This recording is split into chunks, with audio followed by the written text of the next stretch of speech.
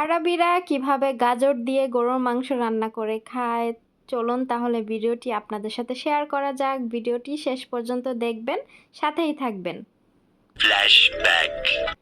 Hello everyone, আসসালামু আলাইকুম। কেমন আছো সবাই? আলহামদুলিল্লাহ আমি অনেক ভালো আছি। চলে আসলাম তোমাদের মাঝে নতুন আরেকটি ব্লগের মাধ্যমে। ব্লগটি ভালো লাগলে লাইক কমেন্ট শেয়ার করবা, আর চ্যানেলটি অবশ্যই সাবস্ক্রাইব করে দিবা। প্লিজ সবাই একটু সাবস্ক্রাইব করে দিও। আর যারা যারা সাবস্ক্রাইব করছো তাদেরকে অনেক অনেক ভালোবাসা, অনেক অনেক ধন্যবাদ। তো এই দেখো আমি সকাল সকাল চলে আসছি রান্নাঘরে এসে যে আমি যে সকালে আজকে নাস্তা বানাইছি, তো চা বানাইছি আর হচ্ছে ওই মেন্দাজি বানাইছিলাম, ওইটা আমি আজকে ভিডিও নেই নাই। তো আমি তারপর রান্নাঘরে আসছি, আসার পরে দেখি ফ্লাক্সে মানে অল্প একটু চা আছে, এটা আর কেউ খাবে না। তো আমি ভাবলাম যে তাহলে ফ্লাক্সটা ধুয়ে নেই। যেহেতু আমি এখন মাংস মানে ধুবো, এর জন্য ফ্লাক্সটা আগে ধুয়ে নিলাম মাংস ধোয়ার আগে। তো এখানে আমার মালিকে হচ্ছে গরুর মাংস নিয়ে আসছে। তো আমি কি করতেছি, গরুর মাংস আবার 2 ভাগ করে রান্না করব। তো গরুর মাংস ধুয়ে আমি রান্না বসাই দিছি। আর হচ্ছে এইদিকে দেখো, এগুলো হচ্ছে আমার মনে হয় এটা হচ্ছে আরব কান্ট্রির শুকনা মরিচ। তো আমার মনে হয় এগুলো ওই যে নাগা বোম্বাই মরিচ আছে না, ওই বোম্বাই মরিচ মনে হয় শুকাইয়া হচ্ছে এইভাবে শুকনা মরিচ বানায়, নাইলে এত ছোট ছোট কিভাবে। তো আমি এই জন্য এই মরিচগুলো আমি হচ্ছে মশলার ভিতরে মিক্সড মশলার সাথে ছিল, তো আমি এগুলো বের করছি, এগুলো আমি ফালাই দিব। কারণ আমার এই মরিচগুলা দেখে বেশি সুবিধার মনে হচ্ছিল না, মনে হচ্ছিল ভিতরে পোকা থাকবে, এর জন্য আমি ডাউট হচ্ছিল, এই জন্য আমি ভাবলাম যে এগুলো আমি আর রান্না করবো না, এগুলো ফালাই দিব। তো এই জন্য আমি বের করছি ফালাই দেওয়ার জন্য। তারপরে এখানে দেখো আমি হচ্ছে গরুর মাংস রান্না করতেছি এখানে। তো তোমরা দেখতেই পারতেছো যে এখানে গরুর মাংস তরকারিটা অনেক লাল দেখা যাচ্ছে। আসলে এখানে টমেটো পেস্ট দেওয়া হয় তরকারিতে, এই জন্য একটু লাল হয়ে যায়। আর টমেটো পেস্ট, তারপরে হচ্ছে আদা রসুন বাটা, জিরা, সব কিছু মানে আমি এভরিথিং, সব কিছু যা যা লাগে মাংস রান্না করতে আমি সব কিছুই দিছি। তো আমি এখানে কষাইতেছি। আর ইদানিং আমার মালিকে খালি গরুর মাংস নিয়ে আসে। তো উনি চিনে নিয়ে আসে না না চিনে নিয়ে আসে আমি জানি না, কারণ আরবিরা তো খাসির মাংস ছাড়া মাংস মানে বোঝে না, গরুর মাংসটা ওরা তেমন খায় না। কিন্তু ইদানিং গরুর মাংস নিয়ে আসে। আর আমি গরুর মাংস দেখলেই তো চিনি, কারণ আমরা বাঙালিরা হচ্ছে অনেক ট্যালেন্টেড। যারা হচ্ছে ধরো বাজারে যদি বেগুন কিনতে যাই, তাহলে বেগুনের উপরে দেখলে কিন্তু আমরা বুঝতে পারি যে ভিতরে পোকা হবে কিনা। একটা আম কিনতে গেলাম, আমের গ্রানটা শুকে আমরা বুঝতে পারি যে আমটা মিষ্টি হবে কিনা। কিন্তু ওরা তো এইগুলা বুঝে না, ওদের এরকম আইডিয়া নাই, ওরা কার্টুনে দেখে নিয়ে আসে ওরকম। তো আমার মালিককে কি দোকানদাররা ঠকায় দেয় নাকি? হ্যাঁ, খাসির মাংস মনে করে নিয়ে গরুর মাংস নিয়ে আসে, আল্লাহ জানে।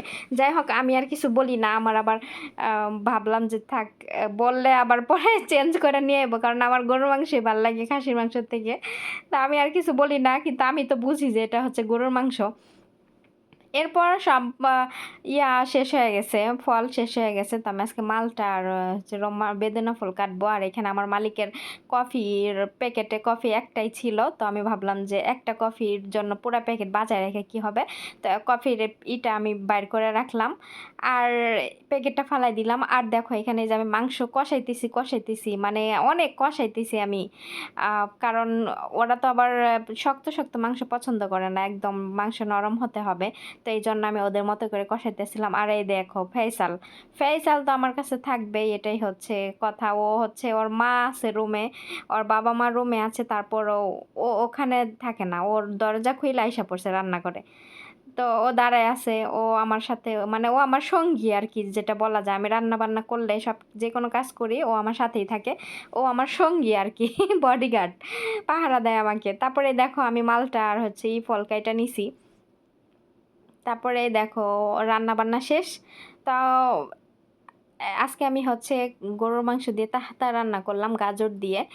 তো তাহতা রান্না তোমরা আমার ভিডিও, ওল্ড ভিডিওতে আমার আছে, ভিডিও আছে তাহাতা রান্নার। তো এই জন্য আমি আর এত কিছু ডিটেলসে দেখাইলাম না এভাবে। এখন আমি রান্না শেষ, তাহাতা রান্না। তো এখন আমি নিচে করব, ভাত দিব আর উপরে এই মাংসগুলো দিব। তো এটাই হচ্ছে তাহাতা রান্না। মানে তাহতা মানে তাহেত হচ্ছে রাইস থাকে, আর উপরে হচ্ছে এই মাংস ভুনা থাকে, এটারই বলে তাহতা। তো আমি এই যে আলাদা উঠাই নিতেছিলাম মাংস তরকারিগুলা, এখন আমি এই পাতিলের ভিতরে ভাত যে রান্না করছি ওইটা ঢাইলা দিব, ঢাইলা দিয়ে আমি একটু একটু মিক্স করে নিব, কারণ আমার মালিকে এইভাবে মিক্স করে দিলে আবার উনি পছন্দ করে, এই জন্য আমি একটু মিক্স করে দিচ্ছি। তো এভাবে মিক্স করে তারপরে একটু সুন্দর করে ভাতটা ছড়াইয়া তারপর উপরে এই যে মাংসগুলো আমি সাজাই দিয়ে দিব। তো এটাই আরবিদের খাবার, যে ভাত আর মাংস একসাথে এইভাবে রান্না করে সাজায় রাখে। আমাদের বাংলাদেশ হলে এগুলো খাবে, মনে করবে কি যে আইঠা খাবার এরকম মনে করবে, আসলে কিন্তু না, এটা ওদের দেশের একটা মানে খাবার, মানে ট্রেডিশনাল ফুড যেটাকে বলা যায়, ওমানি ট্রেডিশনাল ফুড বলে, এটাই ওদের খাবার। তো এইভাবে আজকে আমি রান্না বান্না করলাম, আর আমার আজকে অনেক তাড়াতাড়ি রান্না বান্না শেষ হয়ে গেছে। তো আমি রান্নাঘরে আসছিও তাড়াতাড়ি, যেদিন খাসির মাংস রান্না করি ওই দিন আমি রান্নাঘরে একটু তাড়াতাড়ি আসি, নইলে খাসির মাংস রান্না করতে একটু সময় লাগে। যাই হোক, আজকের ভিডিও পর্যন্ত, সবাই ভালো থাকবা, সুস্থ থাকবা, আল্লাহ হাফেজ।